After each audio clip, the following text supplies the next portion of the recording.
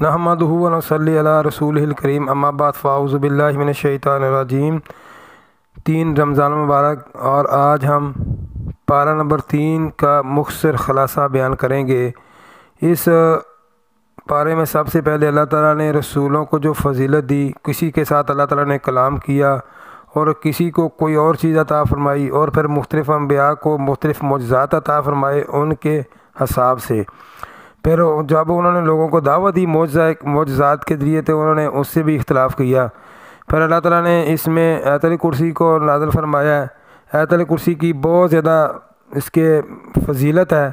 جو سب سے بڑی فضیلت یہ ہے کہ اس کو ہر نماز کے بعد پڑھنا چاہیے، اور یہ قیامت کے دن وہ سفارش کرے گی۔ اور جیسے اللہ کے نبی کی ایک حدیث بھی ہے کہ یہ سب سے بڑی آیت ہے، اور یہ کیونکہ اس میں اللہ تعالیٰ کی وحدانیت اور بڑائی بیان کی گئی ہے۔ اس کے بعد اللہ تعالیٰ نے خرچ کرنے کے بارے میں بتایا کہ خرچ کیسے کرنا چاہیے۔ خرچ کرنے کے بتانے سے مراد اللہ تعالیٰ نے پہلے اپنے بتایا کہ اللہ تعالیٰ کی حکمتیں کتنی بڑی ہیں، کہ ایک دانہ آپ زمین پر بوتے ہیں تو وہ اللہ تعالیٰ اس سے 7 بالیاں نکالتا ہے، اور پھر ایک اس کے اوپر 7 گوشے ہوتے ہیں، اور ایک گوشے میں 100 دانے نکلتے ہیں۔ اسی طرح اللہ تعالیٰ آپ کی 100 سے زیادہ نیکیاں بڑھا سکتے ہیں، نیکیوں کو زیادہ سے زیادہ بڑھا سکتے ہیں۔ پھر اللہ تعالیٰ وہ حضرت ابراہیم علیہ السلام کا ذکر ہے کہ ان کے جو نمرود کے ساتھ جو اس کا مباحلہ ہوا تھا، تو وہ جھگڑا تھا، تو حضرت ابراہیم علیہ السلام نے کہا کہ اللہ تعالیٰ تو پیدا بھی کرنے والا ہے اور مارنے والا بھی ہے، زندگی بھی دینے والا ہے اور موت بھی دینے والا ہے۔ تو اس نے اس کو ماننے سے انکار کر دیا، کہتا یہ تو میں بھی کرتا ہوں۔ پھر حضرت ابراہیم علیہ السلام نے کہا اگر تو یہ کر سکتا چلو تو یہ کر لا، تو مشرق سے سورج کو نکال دا، تو مغرب سے سورج کو نکال کر دکھا، تو اس سے اس کو ناکامی ہوئی۔ پھر اللہ تعالیٰ نے اس میں وہ بستی والوں کا بھی ذکر کیا ہے کہ وہ جو بستی کے لوگ مردہ ہو چکے تھے، یہ کیسے زندہ کیا جائیں گے، تو اللہ تعالیٰ نے ان کو موت دے دی، اور پھر وہ 100 سال بعد زندہ کیے، تو ان کو پوچھا کہ ایسے اللہ تعالیٰ ان کو زندہ کرے گا۔ مختصر طور پر یہ بتانا چاہتا ہوں۔ پھر حضرت ابراہیم علیہ السلام نے اللہ تعالیٰ سے کہا کہ میں دیکھنا چاہتا ہوں کہ تو کیسے لوگوں کو زندہ کرتا ہے۔ تو اللہ تعالیٰ نے، کیونکہ انسان کی فطرت ہے کہ وہ علم اپنی آنکھوں سے دیکھنا چاہتا ہے، تو حضرت ابراہیم علیہ السلام کو اللہ تعالیٰ نے حکم دیا کہ تم 7 پرندوں کو لو اور مختلف جگہ پر ان کو ذبح کر کر پھینک دو، تو پھر ان کو بلاؤ۔ پھر ان کے ناموں کے ساتھ ان کو بلایا، تو وہ اڑتے ہوئے اکٹھے ہو کر آ گئے، تو انہوں نے دیکھ لیا اور کہا اللہ کے تعالیٰ کے اوپر ایمان لے آئے۔ پھر اللہ تعالیٰ نے آگے فرمایا کہ تم یہ دعا کرو کہ اللہ تعالیٰ تمہارا خاتمہ جو ہے نا وہ ایمان کے اوپر کرے۔ یہ نہیں ہوتا کہ بندہ، حدیث بھی ہے کہ نیک مال کرتا رہے اور آخرت میں برے مال کرے تو وہ اس کا خاتمہ ایمان کے اوپر نہ ہو تو وہ ناکام ہے، اور جس کا خاتمہ برے مال کرتا رہتا ہے مگر خاتمہ ایمان پر ہو جاتا ہے تو اللہ تعالیٰ اس کو کامیاب کر دیتا ہے۔ اس لیے ہمیں دعا کرنی چاہیے کہ خاتمہ ایمان کے اوپر ہو۔ پھر اللہ تعالیٰ نے پھر خرچ کرنے کے بارے میں دوبارہ اللہ تعالیٰ نے ذکر فرمایا کہ تم خرچ کرو، یہ نہ ڈرو، تمہارے دلوں میں شیطان وسوسے ڈالتا ہے کہ جو تم خرچ کرو گے تم غریب ہو جاؤ گے یا تمہارے پاس مال کی کمی ہو جائے گی۔ ایسے نہیں ہوتا، جو خرچ کرتا ہے اس کو اللہ تعالیٰ دیتا ہے، اور خرچ کرنے سے اللہ تعالیٰ دنائی بھی دیتا ہے، حکمت بھی دیتا ہے، جس کو چاہتا ہے اللہ تعالیٰ دیتا ہے، اور یہ بہت بڑی بھلائی ہے کہ اللہ جس کو حکمت دے دے۔ پھر صدقے کو ظاہری بھی کر سکتی ہیں اور خفیہ طور پر بھی خرچ کر سکتے ہیں، دونوں طریقوں سے صدقہ کرنا چاہیے۔ صدقہ کرنے سے گناہ دور ہوتے ہیں اور جو مال میں برکت آتی ہے۔ اور پھر خرچ جس کے اوپر آپ خرچ کرتے ہیں، آپ یہ نہ سوچیں، جیسے حضرت ابوبکر صدیق کے بارے میں ایک آگے صورت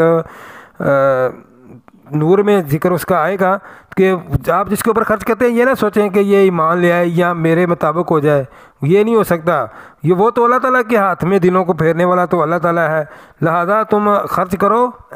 سب سے جو حقدار ہیں ان کے اوپر خرچ کرو، جیسے کہ مسافر ہیں، یتیم ہیں، اور پھر ان کے بارے میں اللہ تعالیٰ نے خاص ذکر فرمایا ہے کہ جو کسی سے مانگتے نہیں ہیں، ہوتے وہ حقدار ہیں،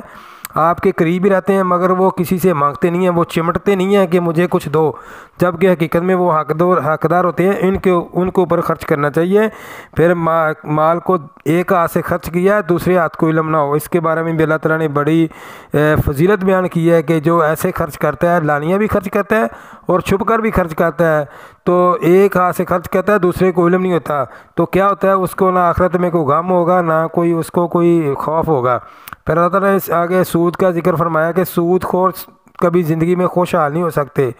اور بھئی یہ سود خور جو ہوتے ہیں یہ خبتی بھی ہوتے ہیں، ہر وقت ان کو مال کا طمع ہوتا ہے، اسی کے چکروں میں پڑے رہتے ہیں۔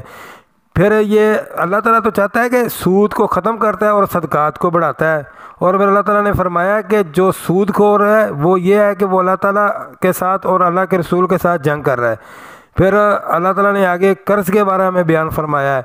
کہ جو قرض دینے کے کیا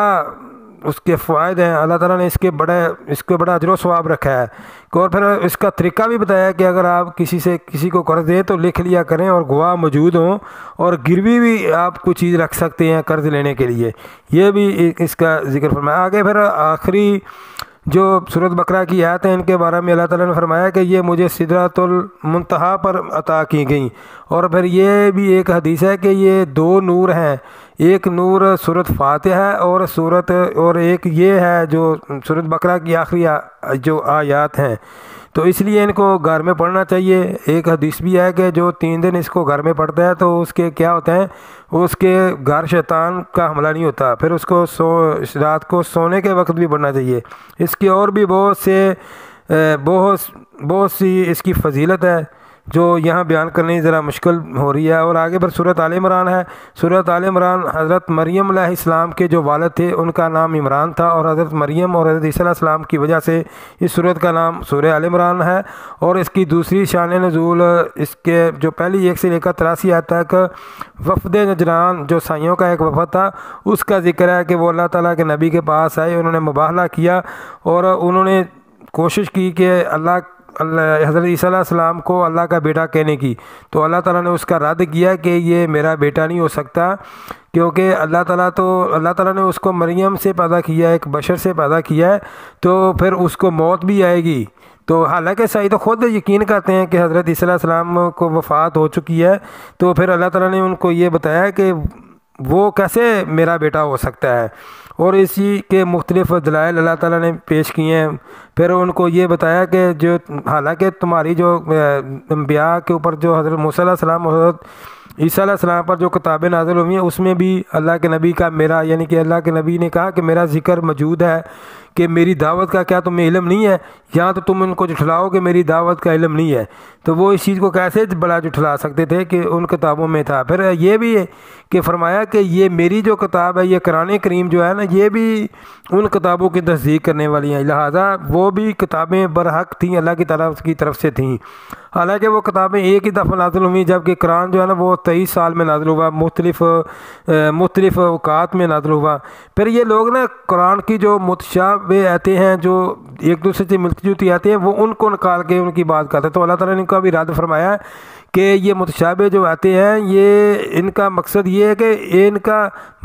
معنی ایک ہی ہے، ان کا آخری جو مطلب ہے وہ ایک ہی ہے، یہ آپ متشابہ کے پیچھے نہ پڑیں بلکہ ان پر عمل کریں۔ اصل بات ہے کہ اس پر عمل کرنا چاہیے۔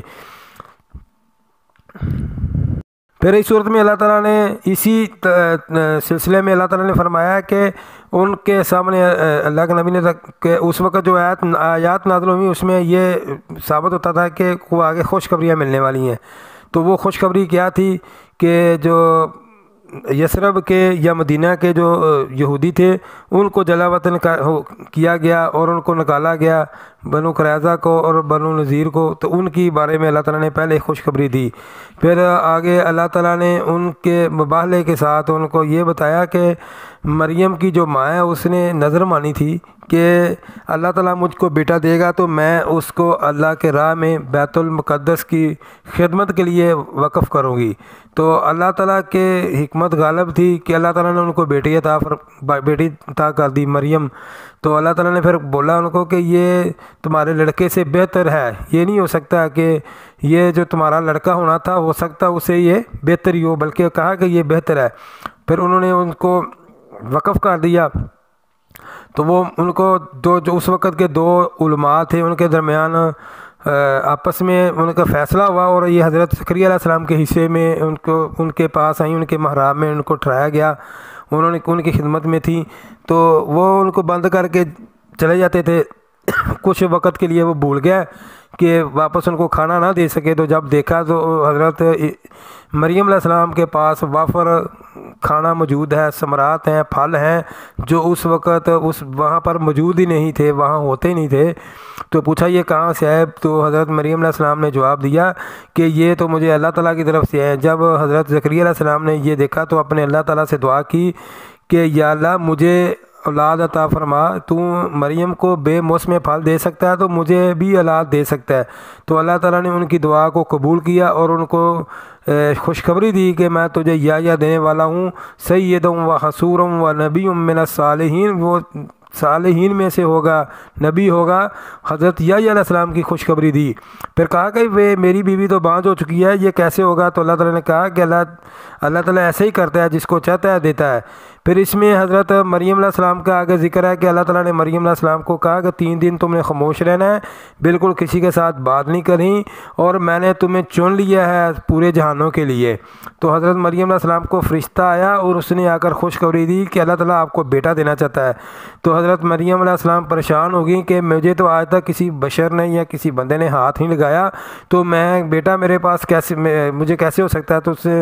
فرشتے نے بولا کہ اللہ جس کام کا ارادہ کرتا ہے پھر وہ اللہ تعالیٰ کون کہتا ہے تو پھر وہ ہو جاتا ہے۔ تو اللہ تعالیٰ نے ان کو بیٹا دے دیا۔ تو پھر انہوں نے بولا کہ ابھی میں جا کے اپنے علاقے کے لوگوں کو یا لوگوں کو کیا بتاؤں گی کہ یہ میرا بیٹا کہاں سے ہے، یہ میں کیسے ان کو بتاؤں گی؟ تو اللہ تعالیٰ نے فرمایا کہ تم چپ رہنا، آپ کہنا ہے کہ میں نے روزہ رکھا ہوا ہے۔ تو یہ اللہ تعالیٰ کے حکم سے جو گود میں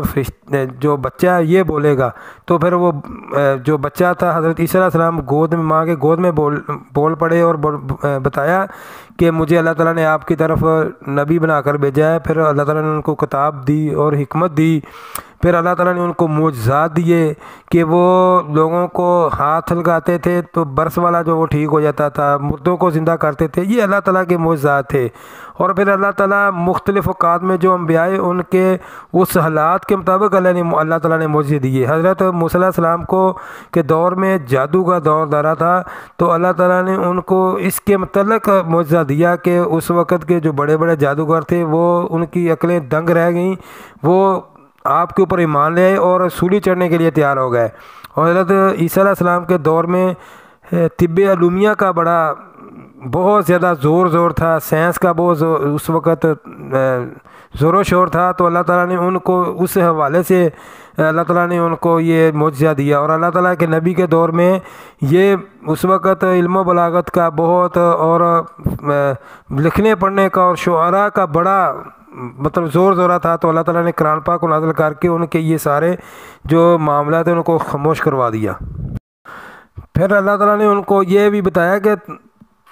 نجران کے وفد ہے کہ دنیا کو اللہ تعالیٰ نے تمہارے لیے مزین کیا، تمہیں اللہ تعالیٰ نے بیویاں دی ہیں، سونا چاندی دیا ہے، تو تم اسی کے اندر مشغول ہو گئے، جبکہ اصل چیز جو ہے نا وہ اللہ تعالیٰ کے پاس ہے، جنت ہے، اور اس میں نیچے نہریں بھی چلتی ہیں، اور وہاں جو تمہیں نیک بیویاں ملیں گی اور تمہاری زندگی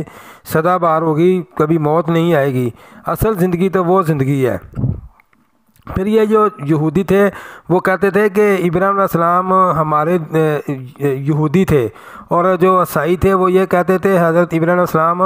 وہ عیسائی تھے، جبکہ حضرت ابراہیم علیہ السلام تو بہت پہلے ان سے اللہ تعالیٰ کے پیغمبر تھے اور ان کا دین ہی اور تھا۔ تو وہ کیسے یہودی اور عیسائی ہو سکتے ہیں جو اس وقت ان کے یہودیوں اور عیسائیوں کے آنے سے پہلے ہی جب گزر چکے ہیں؟ تو نہ وہ یہودی تھے نہ وہ عیسائی تھے، بلکہ وہ مسلم تھے۔ اس میں بھی اللہ تعالیٰ نے اس کا ذکر فرمایا۔ تو اللہ تعالیٰ کے نبی نے فرمایا کہ میں جو نا وہ صحیح دین ابراہیم کے اوپر ہوں، یا میں ان کی دعا ہوں۔ بس جو عیسائیوں کا وفد آیا تھا نجران سے، ان کے اس صورت میں شروع میں دلائل ہیں، مختلف جگہ پر اللہ نے مختلف طریقوں سے ان کو بتایا ہے کہ تم کس معاملے میں جھوٹے ہو، کہ تم نے تو دین عیسیٰ علیہ السلام کا دین ہے اس کو بھی، جو کتاب ان کے اوپر نازل ہوئی تھی ان کو تبدیل کر لیا، حالانکہ جو کتاب تورات تھی، جو انجیل تھی، وہ تو تورات کی تصدیق کرنے والی تھی، اور کچھ احکام جو یہودیوں کے لیے حرام تھے وہ اس میں حلال کیے گئے تھے۔ تو یہ تھا، مگر تم لوگوں نے اس میں بہت سی تبدیلیاں کر لیں، اپنے مطلب کا کر لیا، پھر تم نے تصویریں بنا لیں، تم نے اور نئے کام شروع کر لیے، تو وہ تم تو دین کے اوپر رہے ہی نہیں، تمہارا جو تم نے اللہ تعالیٰ کی بغاوت کی، تو اس لیے اللہ تعالیٰ نے ان کو، اللہ کے نبی نے ان کو مختلف دلائل دیے اللہ تعالیٰ کی وحدانیت اور اپنا اور رسول اپنے عیسیٰ علیہ السلام اور حضرت موسیٰ علیہ السلام کے جو ان میں فرق تھا وہ بتایا، کہ حالانکہ اللہ کے نبی صلی اللہ علیہ وسلم کے بعد جو دین ہے وہ تو ان کی تصدیق بھی کرنے والا تھا، ان کے اوپر ہم تو یقین کرتے ہیں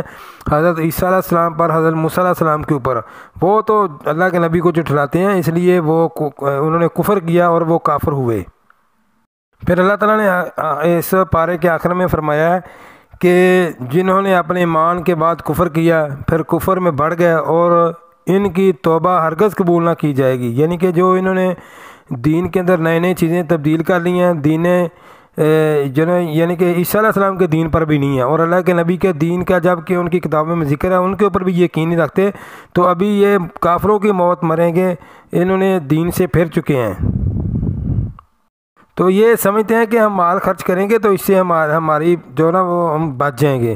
یہ اللہ تعالیٰ نے فرمایا کہ جتنا مرضی سونا تم خرچ کر لو، مال خرچ کر لو، اصل جو ہے نا وہ چیز یہ نہیں ہے، اصل چیز تو یہ ہے کہ اللہ کے نبی کے اوپر ایمان لانا اور مسلمان ہونا، یہ اصل کامیابی ہے۔